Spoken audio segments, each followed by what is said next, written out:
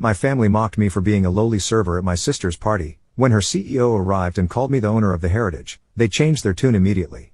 That's when I reminded them of everything they said. Having a child working as a restaurant server is a disgrace.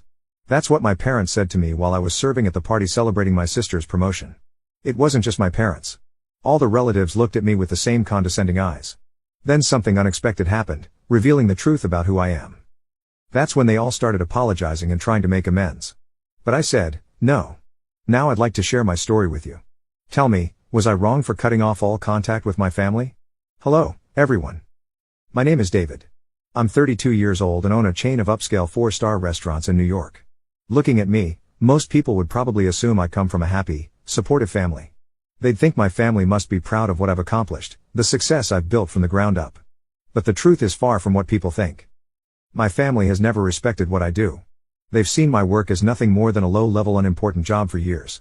Not because I haven't been successful, but because my parents and relatives have never cared enough to understand what I do. They assume I'm still just a server making $4,000 a month, not wearing suits with no house or car to my name. Every time I visit them, instead of being welcomed with admiration, I'm either ignored or met with cold, judgmental stares. To them, the only person worthy of pride is my older sister, Lindsay. She's 4 years older than me. She works at a big financial firm and makes a high income, and the family celebrates everything she does. And me, even after building a restaurant empire, I'm still seen as the leftover who doesn't quite belong. Even though I'm never invited to essential family events yearly, I still send a few $1,000s back home. I've always tried to maintain the relationship even if they never truly saw me for who I am. When I was a kid, my parents always tried to treat my sister Lindsay and me equally. We got the same attention. They always told us we were equally important to the family. But then 6 years ago, a small event changed everything and things have never been the same since. I was 26 at the time. After 4 years working in finance, I had a stable job earning $120,000 a year, a dream salary for many. I was proud of what I had achieved.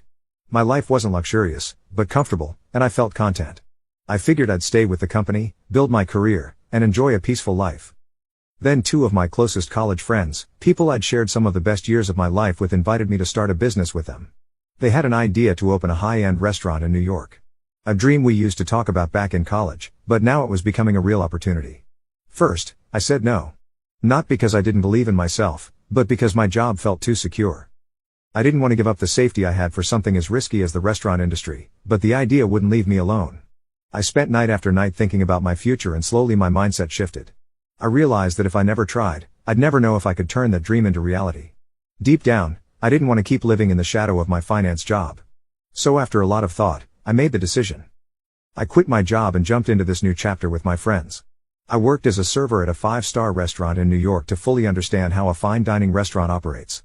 I wanted to experience the pressure and challenges firsthand what staff go through so I could build my restaurant the right way from the ground up.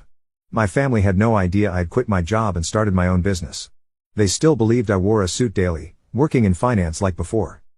I chose not to tell them about the change because I didn't want them to think I was doing something reckless or crazy. But then, 3 months later, everything changed. My parents called me home after their younger brother, Uncle James, sent them a photo of me working as a server at a restaurant. I remember that day clearly. It was a weekend afternoon. I was bringing menus to a group of guests, and when I looked up at one of them, I froze. It was Uncle James. He stared at me for a moment, clearly caught off guard.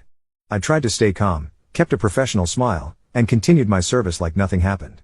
But deep down, I had a strong gut feeling like something big was coming. After he left, I kept composure and finished my shift like any other day. But barely an hour later, my phone rang. It was my mom. Her voice was cold, sharp, and firm. Every word clipped and angry. "You get home right now." That was the moment I knew this wouldn't be just a talk. Something was about to explode. That night after my mom's call, I went home to my parents' house. When I walked in, it wasn't just my mom and dad. Lindsay and her husband, Eric, were waiting. The air in the room was cold and heavy with tension. My parents didn't say a word. My dad just threw his phone toward me, his face emotionless. I picked it up, already sensing something was wrong. When I looked at the screen, my heart dropped. It was a message from Uncle James to my parents, and I was shocked by what I read. I thought David was some big success. Turns out he's just a server.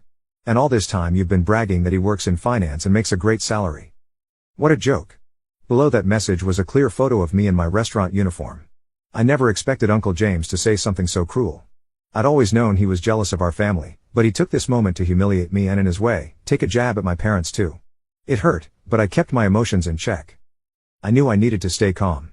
As soon as I finished reading, I said, "This is just a misunderstanding. I'm working in a restaurant. Not because I failed, but because I want to learn the business from the inside out. I'm starting my restaurant." I explained everything, the project I was working on with my friends, the dream we were building.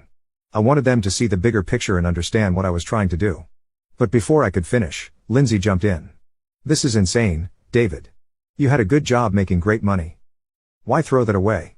You don't need to work in a restaurant to prove anything." Eric didn't hold back either.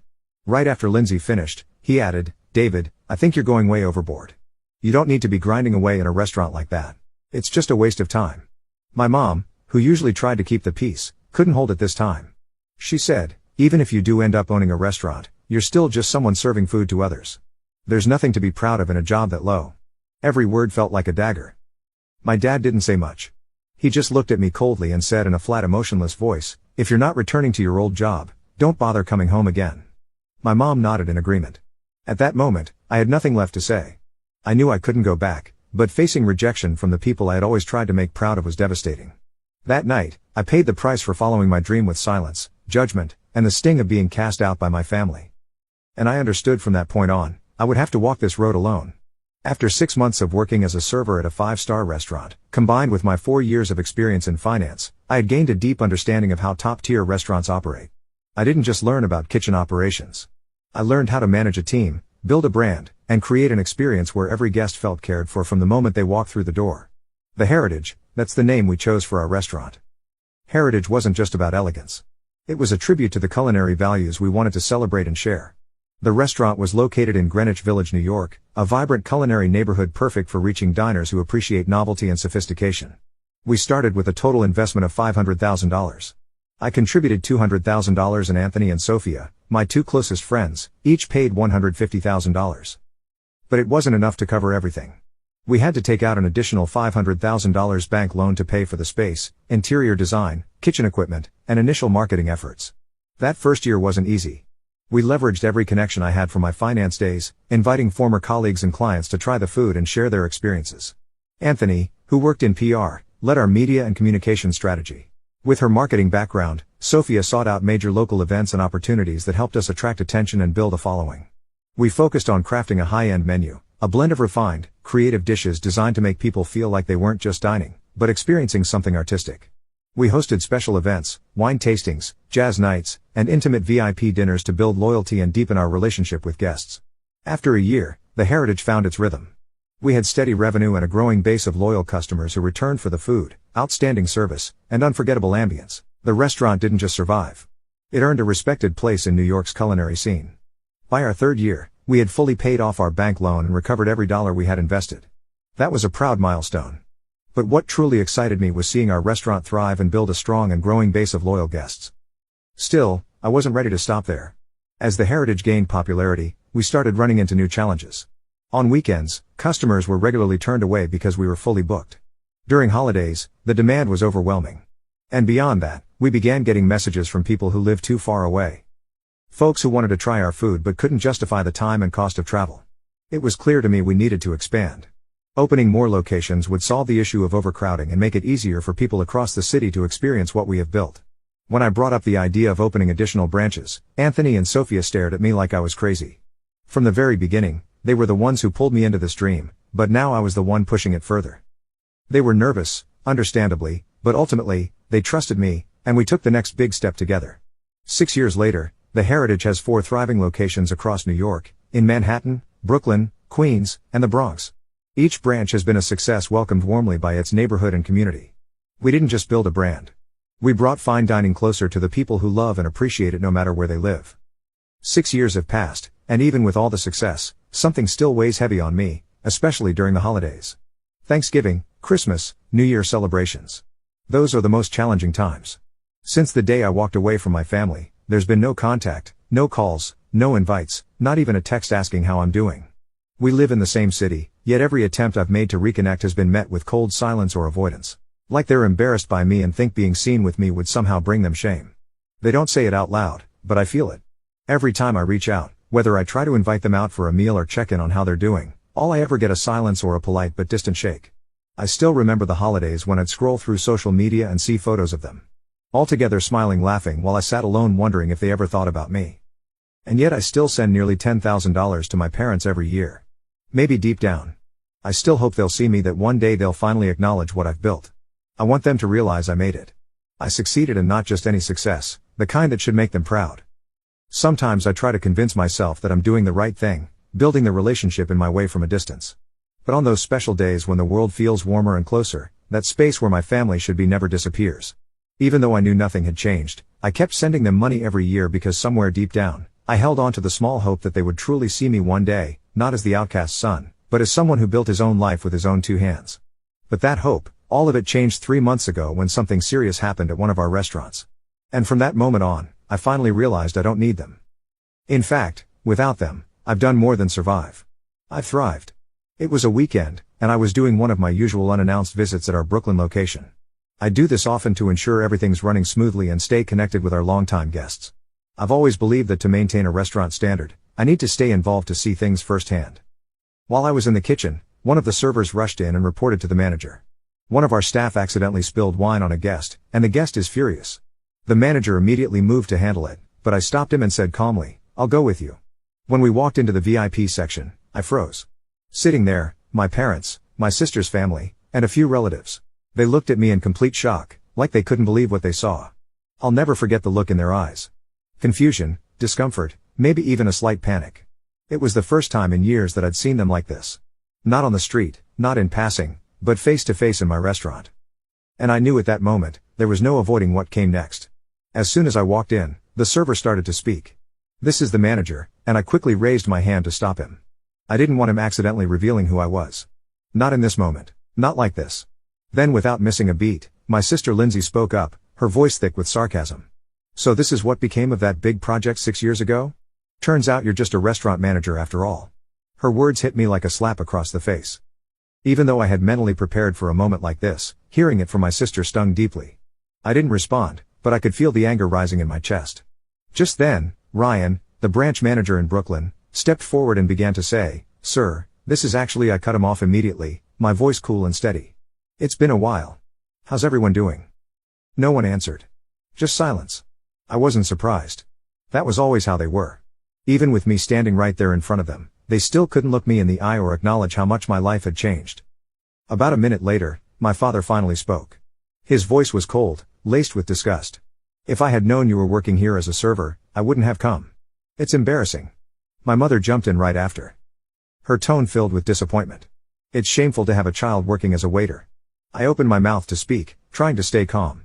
"Dad, Mom." But before I could finish, they both raised their hands to stop me. Their eyes hard, like they were cutting off all connection. "Don't call us that. We haven't had a son like you for a long time. Having a child working in a restaurant is a disgrace." The tension in the room turned suffocating. Couldn't hold it back anymore. My anger boiled over and I looked them straight, no longer filtering anything. "If you don't consider me your son, why keep accepting the $10,000 I send yearly? Isn't that money just as disgraceful?" My words hit like a slap and the room fell silent for a long moment. Then my father let out a cold laugh and replied, eyes like ice. "You sent it on your own. We didn't ask for it." My mother nodded in agreement. I couldn't believe what I was hearing. Those answers only added fuel to the fire inside me. I took a breath, trying to hold on to what little composure I had left, and asked, "Then tell me, what does success look like to you? What's considered a source of pride for this family?" Without hesitation, my parents turned their gaze to Lindsay. My older sister, the one they'd always held up as the golden standard. Lindsay sat back in her chair, arms crossed, looking at me with that same smug look I'd seen 1,000 times. And then my mother answered, "Look at your sister. That's what success looks like. She's got a smart husband, a director, always dressed sharp in a suit, not in some cheap server uniform like you." And in that moment, it hit me: no matter what I did or what I built, they would always measure me against Lindsay. Every word out of their mouths wasn't just to praise her. It was meant to diminish me, to remind me I'd never be good enough in their eyes. Just as the tension in the room reached its peak, a deep, composed voice echoed from behind us, "Apologies for being late." Every head in the VIP section turned toward the man who had just arrived. A middle-aged gentleman in a tailored gray suit, walking confidently, which seemed to shift the atmosphere with each step. Immediately, I saw Lindsay straighten up, flick her hair back, jump to her feet, adjust her blazer, and stride over with a polished smile. "Boss, we've been waiting for you." The man gave her a polite nod and extended his hand. A formal distant handshake followed by a faint smile. But moments later, his eyes left Lindsay and landed squarely on me. His expression shifted warmer, more sincere as he walked straight toward me and extended his hand. Well, if it isn't the owner of the Heritage. It's been a while, David. The entire table fell into stunned silence. I didn't leave him waiting. I didn't pretend to be surprised or flustered. I smiled, extended my hand firmly, and replied, "Hello, Mr. Thomas. It's good to see you. How have you been?" The man who had just walked in was Thomas Graham, CEO of Graham & Weiss Financial Group, where Lindsay had worked for nearly a decade. The same man my sister referred to as the big boss every chance she got. But Mr. Graham wasn't just a titan in the New York financial world. He was also a longtime VIP guest at the Heritage, one of our most loyal patrons. After our greeting, Mr. Graham glanced around the room sensing the heavy air. With a slight frown he turned to me. I get the feeling I walked into something tense. Is everything all right? I kept my tone calm and professional. Just a small incident, sir. One of our servers accidentally spilled wine on a guest. We've already apologized and offered a solution. Right on cue, Eric, who had been loud, condescending, and demanding compensation just minutes earlier, suddenly changed his tone. He forced a bright smile and nodded eagerly. "Oh, no. No. It's nothing serious. Just a small accident. I've already agreed to let it go." I didn't say a word. I didn't need to. I didn't have to because in that moment, everyone in the room saw things for what they truly were. And finally, they all understood who held their place and who didn't. After that unexpected introduction, I slipped back into my office, leaving the party to continue without me. I figured that was the end. A minor incident, a brief unmasking, and nothing more. But I was naive. A while after the dinner had ended, as I was reviewing reports in the back office, one of the staff came rushing in and knocked on the door. "David, they're asking for you outside, said they need to speak with you." I sighed. The energy shift was instantly noticeable when I stepped out and walked back toward the front register. The same faces that were cold and cutting not long ago were now smiling, forced, overly sweet, painfully fake. Eric was the first to speak, his voice suddenly soft and pleasant. "David, about the dress incident earlier. Really, I wasn't upset at all. It was just an accident. Everyone makes mistakes. Right?" A relative chimed in with a laugh. "We were just saying how proud we are of you. You've done an amazing job. The restaurant's truly top class. Your parents must be so proud." Before I could say anything, my parents jumped in. Their tone disguised as a suggestion but a command about tonight's meal. "You should comp it for the family. We're all kin after all." And then, as if rehearsed, Lindsay stepped forward, puffed up like some seasoned executive. "Also, you should give me a VIP card, the top tier. After tonight, I can bring in many new clients for you. It'll be good for business. If you're serious about sustainability, maybe it's time to cut me in on the profits. Call it a family partnership." I stood silently behind the register, scanning their faces, each one straining to hold up a false smile. Then I laughed. A loud, full laugh filled the room. Not mocking, not bitter, just free. When the laughter faded, I looked at each of them and spoke slowly, clearly. "Are you people out of your minds? After everything you said, everything you did, now you want a free meal, a VIP card, a share of my business?" I paused, then continued, my tone colder now. "No, not I don't owe any of you a damn thing, and if any of you keep standing here making demands," I nodded toward the computer at the register where the live security footage was displayed. "I'll send the footage from earlier when you were all insulting me straight to Mr. Thomas's inbox. Let's see if he still wants to keep a director like you, Lindsay." Lindsay's face went pale. Eric clutched his tie a little tighter, eyes darting away. My parents said nothing. They knew. They knew they just stepped right into the mess they made for themselves. No one said another word. They paid in full, not a single cent discounted, and walked out of the restaurant one by one, not a single person daring to look back. I stood behind the counter watching them go, no joy, no sadness, just a quiet, weightless sense of peace, like I had finally set down something I'd been carrying for far too long. After that unexpected encounter, one thing became clearer to me than ever before. To them, I was only worthy of acknowledgement when I had status, money, and a name they could brag about. I wondered if that day I had just been a server, standing there apologizing in front of them instead of the restaurant owner, would their attitude have changed? But I already knew the answer. No. It wouldn't have. To them, respect was measured by title and position, character, effort, kindness. Those things never made it into the conversation. And after everything, I finally understood family, real family, should love you unconditionally. It should be where you're a CEO or a server, rich or struggling, you're still respected. You still have a place to come home to. I didn't have that, but I've learned to accept it. More importantly, I've learned how to build a family rooted in respect, empathy, and genuine connection. And if someone out there hears this and has ever felt hurt by those who were supposed to love you most, if you've ever been compared, belittled, or made to feel like you weren't good enough, Then let me offer this from the heart. Live by your values. Don't chase someone else's approval at the cost of your peace. Because in the end, real love, the kind that matters, never requires you to prove yourself to earn it. And my story didn't end there. A month after that encounter, my father called. I saw his name flash on my screen and didn't answer. A few minutes later, my mother called. I stayed silent. No response. Then came the message. Next week is Mom's birthday. Come home. Okay? Everyone's hoping you'll be there. I sat there staring at the screen reading that sentence repeatedly. I didn't feel angry. I didn't feel happy. I just had one question echoing in my mind. Do they want me back? Or do they remember I have money now? Status? Influence? I didn't reply and I didn't go, but I did send a gift. A luxury jeweler set worth $2,000 was delivered right to my mother's doorstep on the morning of her birthday. Along with a straightforward message, I stopped being your son 6 years ago. This is my last gift. I hope you'll cherish it. No anger. No resentment. Just a final goodbye as soft as a sigh.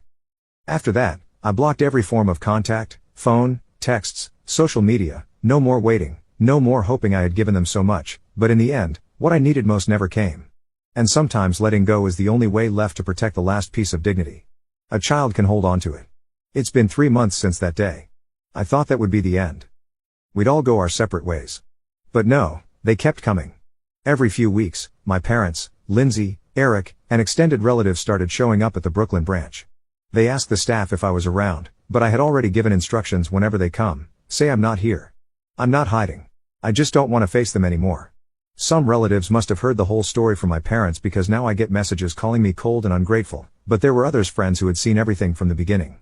They told me I did the right thing, that I finally stood up for myself. I set clear boundaries with people who had only ever taken and never given back. I hear both sides, but truthfully, I don't care about anyone's judgment anymore because now I live for me.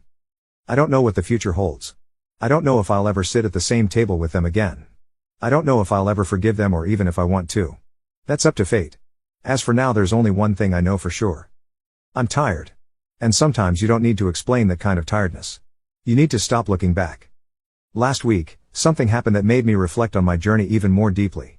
I was at our Manhattan location, hosting a charity dinner for underprivileged youth interested in culinary careers. We'd invited 50 high school students to experience fine dining, many for the first time in their lives. As I watched these kids, their eyes wide with wonder as they toured our kitchen, I felt something I hadn't experienced in years: pure, uncomplicated pride. One boy in particular caught my attention. He was quiet, hanging back from the group, observing everything with intense focus. After the tour, while the other students were enjoying their meals, I approached him. "You seem really interested in how everything works," I said. He nodded. "My parents want me to be a lawyer or doctor. They say working with food is beneath me." His voice was soft but carried a familiar pain. "But this is all I've ever wanted to do." I sat with him for nearly an hour, sharing my story, not the successful end, but the difficult beginning. The choice to follow my passion despite everyone telling me I was making a mistake. The years of doubt and loneliness. And finally, the moment I realized that true happiness comes from building something you believe in, not from chasing someone else's definition of success. The hardest part, I told him, isn't the long hours or the risk of failure. It's standing your ground when the people who should support you the most try to pull you back into their version of what your life should be. By the end of our conversation, he was sitting taller, his eyes clear and determined. "I'm going to apply for culinary school," he said. "Even if I have to pay for it myself." That night, as I watched him leave with the other students, I realized something profound. The family that had rejected me had inadvertently given me a gift: the strength to recognize when relationships become toxic, when love becomes conditional, when acceptance comes with a price tag too high to pay. I'd learned to build my own family, one based on mutual respect and genuine support. This chosen family now fills my life: Anthony and Sophia, who believed in my vision from the beginning; Ryan and the other managers who've grown with the business; the regular customers who've become friends; and now, perhaps, a new generation of dreamers who might see in my story a path for their own journey. 2 days ago, I received another message from my mother. "We miss you," it said. "We were wrong. Please give us another chance." No mention of my success or my restaurants. Just those simple words. I haven't responded yet. Part of me wonders if genuine change is possible, if years of judgment and conditional love can transform into something authentic and nurturing. Another part of me questions whether I even want that relationship back in my life, whether some bridges, once burned, should remain in ashes. What I do know is this: I no longer need their validation to feel whole. The desperate yearning for their approval that once defined me has faded like an old photograph, replaced by a quiet confidence in who I am and what I've built. My restaurants continue to thrive. We're opening our 5th location next spring, this time in New Jersey. Life moves forward, regardless of who chooses to be part of it. And before I close this chapter, I want to ask you, the one still here, still listening to me in this final moment. If you were me, what would you do? Would you forgive? Would you go back? Or would you choose to walk away in silence like I did? Leave your thoughts below the story. I genuinely want to hear them. And if something in this story resonated with you, if it stirred even the smallest part of your heart, don't forget to subscribe, hit like, and share this with someone who might need to hear it too. Because maybe, just maybe, someone out there needs to hear that it's okay to choose yourself. That sometimes the bravest thing you can do isn't holding on, it's letting go. Thank you, truly, for being here. Goodbye for now, and I'll see you again in the following story.